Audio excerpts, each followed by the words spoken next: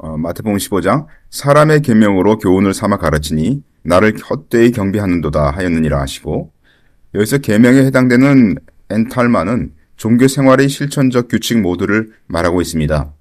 따라서 사람의 계명이라고 하는 것은 인간 자신의 방법에 의해서, 즉 인본주의적인 발상에 따라서 하나님을 섬기는 것을 의미합니다. 실로 하나님의 절대적 권위를 무시한 채 아무리 외형이 화려한 경배를 드린다 하더라도 그것은 모두 헛될 뿐이죠. 하나님을 경배하는 일이 단순히 기계적인 것이 되면 그것은 하나님을 섬기는 것이 아니라 오히려 모독하는 것임을 의미하고 있습니다. 헛되이 경배한다고 하였는데요. 여기서 헛되이라고 하는 말은 열매가 없는 또는 아무런 목적이 없이 란 뜻으로, 그릇된 목표를 위해서 수고하는 것은 처음부터 목표가 없었던 것과 같이 공허하다 하는 뜻이죠. 실로 여호와의 신앙에 근거하지 않은 외식적 경배 행위는 종교적이거나 윤리적인 결과를 전혀 기대할 수 없는 허무한 경배일 뿐입니다. 사실 여기서 이 단어 사용이 저는 이 주석과 조금 틀린데요. 종교적이라고 하는 것이 저랑은 잘 맞지 않습니다. 저는 종교라고 하는 것은 인간이 하나님을 찾아서 구원을 얻고자 하는 자기의 노력에 의한 어떤 것을 종교라고 생각하기 때문에 우리 기독교는 종교가 아니라고 생각합니다. 우리 예수님 믿는 것은 하나님께서 우리를 찾아서 하나님께서 희생하신 그와 같은 것 아닙니까? 하나님께서 청량하실 때 그분은 우리의 중심을 보실 것입니다. 예레미야 17장 만물보다 거짓되고 심히 부패한 것은 마음이라 누가 능히 이를 알리오마는 나 여호와는 심장을 살피며 폐부를 시험하고 각각 그 행위와 그 행실대로 보응하나니. 인간 이해의 범위를 넘어서는 이 마음을 하나님은 꿰뚫어 보시며 그것을 살피신다고 되어 있습니다. 마음이라고 번역된 레이브는 생각과 의지의 중심으로, 그리고 폐부, 킬야, 이것은 다소 감정적인 요소의 중심으로 대개 이해되어 왔습니다. 그러나 이 두 낱말은 공이 인간의 성품과 인격을 나타내는 내면적 요소들을 총망라할 때 쓰였다고 볼 수 있죠.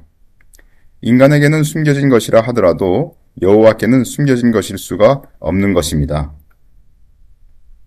사무엘상 16장 사무엘이 가로되 평강을 위함이니라 내가 여호와께 제사하러 왔으니 스스로 성결케 하고 와서 나와 함께 제사하자 하고 이새와 그 아들들을 성결케 하고 제사에 청하니라. 그들이 오매 사무엘이 엘리압을 보고 마음에 이르기를 여호와의 기름 부으실 자가 과연 그 앞에 있도다 하였더니 여호와께서 사무엘에게 이르시되 그 용모와 신장을 보지 말라. 내가 이미 그를 버렸노라.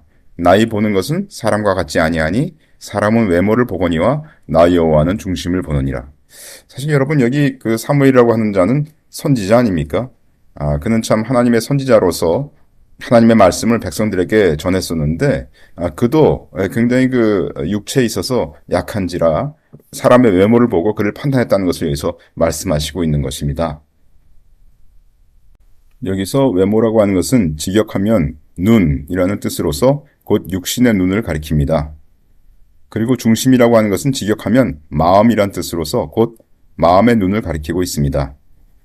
따라서 이러한 원문의 뜻에 맞추어서 본절을 해석하면 사람은 육신의 눈으로 보거니와 여호와는 마음의 눈으로 보느니라 라는 그런 뜻이 된다고 합니다.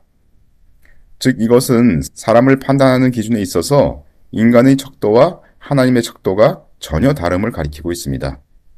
그러므로 이는 비록 인간은 육신의 눈을 가지고 사람의 외적 용모, 신장, 배경 등을 보지만 하나님께서는 마음의 눈을 가지고 사람의 내적 겸손, 신앙, 인격, 진실성 등을 감찰하신다는 그런 의미가 되는 것이죠. 자, 이제 청량으로 다시 돌아옵니다. 도대체 누가 청량을 통과하여서 휴가 될 것인가? 하면 그것은 성령의 인도하심을 받아서 주님의 열매를 맺는 자가 휴거될 것이다 라고 우리가 얘기할 수 있겠습니다. 누구든지 예수님을 믿는다고 하면서도 율법 아래 있어야 한다고 말하는 자는 성령의 인도하심을 받을 수가 없습니다.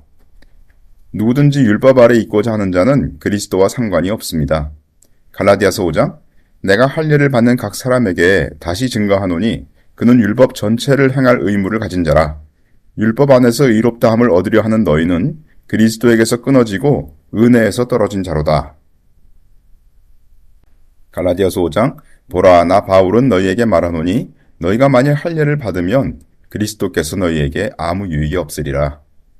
율법의 한 조항인 할례를 받게 되면 그리스도의 인도하심을 받지 못하게 된다는 아주 무서운 말씀입니다. 18절 너희가 만일 성령의 인도하시는 바가 되면 율법 아래 있지 아니하리라. 이걸 다른 말로 얘기를 한다면 율법 아래 있으면 성령의 인도하심을 받지 못하는 것을 말하고 있습니다. 따라서 우리는 율법 아래 있을 것인가 아니면 성령의 인도하심을 받을 것인가를 선택해야 할 것입니다. 여러분들 이 그림 아세요? 역이대우. 우리 중고등학교 때 배웠던 그런 말이죠. 우리가 갈라디아서 5장 18절을 보시면 너희가 만일 성령의 인도하시는 바가 되면 율법 아래 있지 아니하리라 이렇게 되어 있는데요. 예를 들어서 P이면 Q이다라는 이런 명제가 있다고 합시다. 그러면 그것의 역은 뭐냐면 Q면 P다 이렇게 되는 거고요. E라고 하는 건 뭐냐면 P가 아니면 Q가 아니다 이렇게 되는 것이 E이고요. 대우라는 건 뭐냐면은 Q가 아니면 P가 아니다 이렇게 얘기하는 것이 대우입니다. 따라서 어떤 명제가 있을 때 P면 Q이다 이렇게 얘기를 했으면 역이나 E는 맞을 때도 있고 틀릴 때도 있지만 대우는 항상 올바릅니다.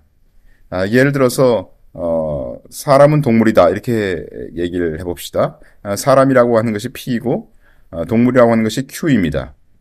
그러면 대우로 그거를 표현을 해보면 동물이 아니면 사람이 아니다 이렇게 얘기할 수 있습니다. 그건 맞는 말 아닙니까? 예, 동물이 아니면 사람이 아니죠. 근데 그것을 만약 역으로 얘기를 한다면 어떻게 되냐면요. 사람이면 동물이다 이렇게 됐으니까 동물이면 사람이다 이렇게 되는 거죠. 역으로 표현을 한다면. 근데 동물이면 사람이다. 모든 동물이 다 사람은 아니니까 그건 틀린 것이죠. 그것을 이로 표현을 해보면 이렇게 됩니다. 사람이 아니면 동물이 아니다 이렇게 표현을 하는 건데요.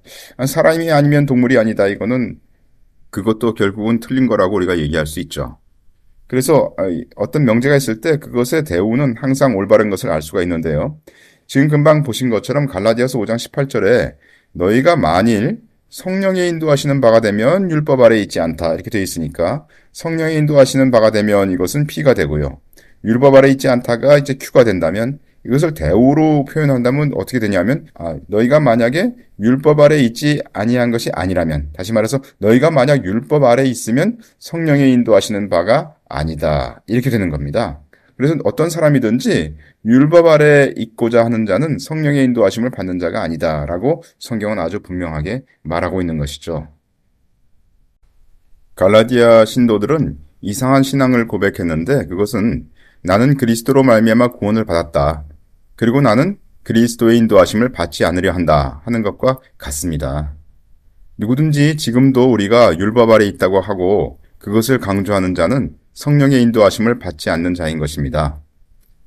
예를 들어서 십계명에 안식일로 지키라고 했기 때문에 토요일을 중시하여 그날 예배로 모여야 한다고 하는 자들은 성령의 인도하심을 받지 않는 것이 분명합니다. 다시 말하여 어떤 이가 안식일을 율법대로 지켜야 한다고 강조하고 있으면서 그가 성령의 음성을 듣는다고 하는 것은 그것은 모순이죠. 그가 듣는 음성은 성령의 음성이 아니라는 것입니다. 이 말씀을 듣는 분 중에 나는 토요일에 모이지 않고 주일날 모이기 때문에 괜찮다 이렇게 생각하시는 분이 있을지도 모릅니다. 그러나 만약 그분이 주일날 모이는 이유가 십계명의 안식일로 지키라고 했는데 안식일이 토요일에서 주일로 바뀌어가지고 그렇기 때문에 나는 안식일을 거룩하게 지켜야 되기 때문에 주일에 모인다 이렇게 생각하는 사람이 있다면 그도 성령의 인도하심을 받는 자가 아닙니다. 혹자는 얘기하기를 이제 하나님께서 십계명에서 안식일을 지키라고 했는데 그 안식일이 이제는 교회에서는 토요일에서 주일로 바뀌어졌다. 그러니까 주일날 열심히 모여야 된다. 이렇게 보통 우리에게는 성수주일 그런 개념을 갖고 있는 사람들이 있는데 그 말을 하는 사람은 성령의 인도하심을 받지 않는 자입니다. 그래서 우리가 이와 같은 신앙에서 주님께서 말씀하신 바 사람의 계명으로 가르치는 그와 같은 것들에 대해서 주의하고 배격해야 될 것입니다. 갈라디아서 5장 내가 할례를 받는 각 사람에게 다시 증거하노니 그는 율법 전체를 행할 의무를 가진 자라. 이것은 결국 어느 나라에 속할 것인가의 문제입니다. 내가 하나님의 나라에 속할 것이냐 아니면 사단의 나라에 속할 것이냐.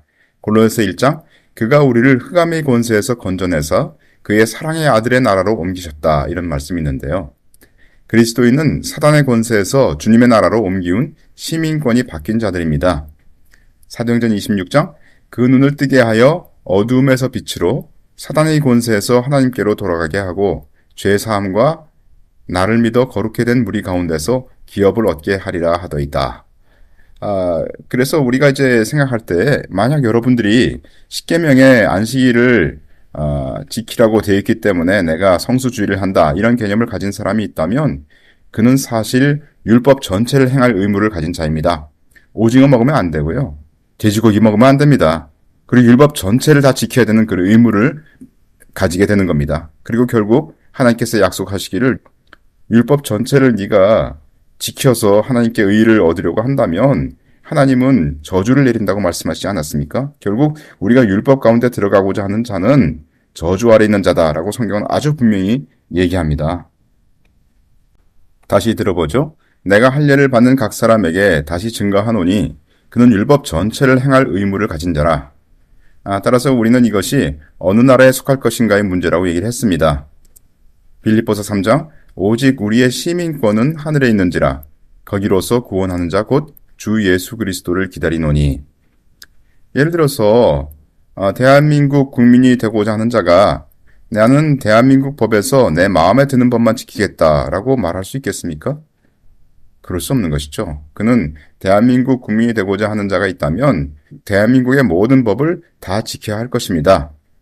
마찬가지로 율법 아래 있고자 하는 자는 율법의 한 조항만 지킬 수 없고 모든 율법을 다 지켜야 할 것입니다. 따라서 우리는 모든 율법을 다 지킬 수 없는 것은 명백하고 그렇기 때문에 그는 저주 아래 들어간다 이런 말씀이죠. 내가 할례를 받는 각 사람에게 다시 증거하노니 그는 율법 전체를 행할 의무를 가진 자라. 예를 들어서 대한민국 국민이 말하기를 나는 미국 법이 좋으니 미국 법을 지키겠다라고 말할 수가 있겠습니까? 그럴 수 없죠. 그럴 수 없을 뿐만 아니라 그렇게 하려면 미국 시민이 되어야 합니다. 어떤 자가 율법 한 조항을 지키고자 한다면 율법의 나라, 곧 그 율법 아래로 들어가서 모든 율법을 다 지켜야 된다 이런 말이죠.